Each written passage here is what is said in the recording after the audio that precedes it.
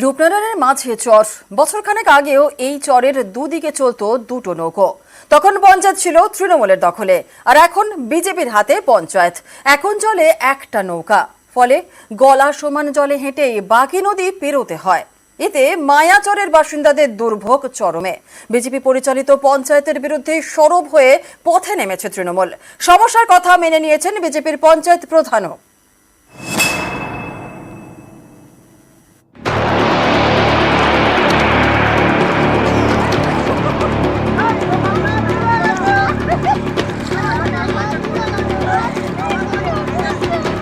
পূর্ব মেদিনীপুরের মহিষাদল, এখানকার অমৃতবেড়িয়া গ্রাম পঞ্চায়েতের মাঝখান দিয়ে বয়ে গিয়েছে রূপনারায়ণ। একদিকে অমৃতবেড়িয়া, অন্যদিকে নদীতে ঘেরা মায়াচর।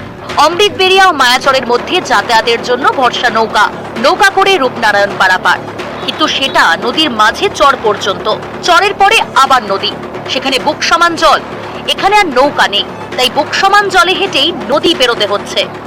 এই যে মায়াচরে যখন দেখা যাবে জোয়ার নেমে যায়, জোয়ার নেমে যাওয়ার ফলে যখন চর মাঝখানে হয়ে যায়, তখন নদীকে যে পেরিয়ে যেতে গেলে এক গলা করে জল হয়ে যায়। আমাদের দীর্ঘদিনের দাবি যে আমাদের এখানে ডবল খেয়া হোক, নাহলে মানুষ যাতায়াত করতে পারছে না। এই দেখা যাবে দুপুরে এই যে খেয়া হয়ে গেছে, আর খেয়া হবে না, আমরা তাহলে বসে থাকতে হবে। এই নিয়ে রুগী নিয়ে যাতায়াত করা খুবই সমস্যা। অমৃতবেড়িয়া গ্রাম পঞ্চায়েত একসময় ছিল তৃণমূলের দখলে।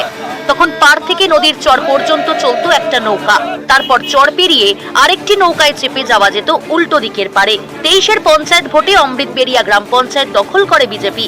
অভিযোগ, তারপর থেকে চরের দুপারে দুটি নৌকা চালানো বন্ধ হয়ে গিয়েছে। শুধু অমৃতবেড়িয়া থেকে চর পর্যন্ত নৌকা চলে, বাকি নদী হেঁটে পারাপার। এতে স্থানীয়দের ভোগান্তি চরমে। এর প্রতিবাদে বুধবার পথে নামে তৃণমূল কংগ্রেস। প্রথমে অমৃতবেড়িয়া নদীঘাটে বিক্ষোভ, পরে পঞ্চায়েত অফিস ঘেরাও। তাদের দাবি, আবারও দুটো নৌকা চালাতে হবে। অমৃতবেড়িয়া গ্রাম পঞ্চায়েত পরিচালনা করে বর্তমানে বিজেপি পরিচালিত গ্রাম পঞ্চায়েত। গ্রাম পঞ্চায়েতের প্রধানকে আমরা সাধারণ মানুষ, জনপ্রতিনিধিরা বারবার আমরা আবেদন করছি, তিনি কোনো কর্ণপাত করছেন না। কারণ এই ফেরি সার্ভিস যিনি ডাক নিয়েছেন, তিনি তার দলের লোক। তার জন্যই আজকে আমাদের আন্দোলন।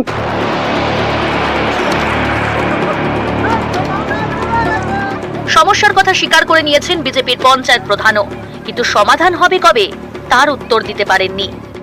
যখন আবেদন জানিয়েছিল, নির্বাচন বিধি চলছিল, ডিসিশন নিয়েছিলাম যে জোয়ারের সময় নৌকো ফেরিঘাট চলুক আর ভাটার সময় বন্ধ থাক। কোন রকম ঝুঁকি কিছু আমরা নিতে পারি না। বসে আলোচনা করে যা ডিসিশন হবে তারপরে আমরা জানবো। পঞ্চায়েত প্রধানকে বলেও কাজ হচ্ছে না। এলাকার মানুষজন চাইছেন ব্লক প্রশাসন কিংবা জেলা প্রশাসন হস্তক্ষেপ করে নৌকা সমস্যা দ্রুত মেটাক। ক্যামেরায় সন্দীপ গুড়িয়ার সঙ্গে সুজিত ভৌমিক, নিউজ 18 বাংলা।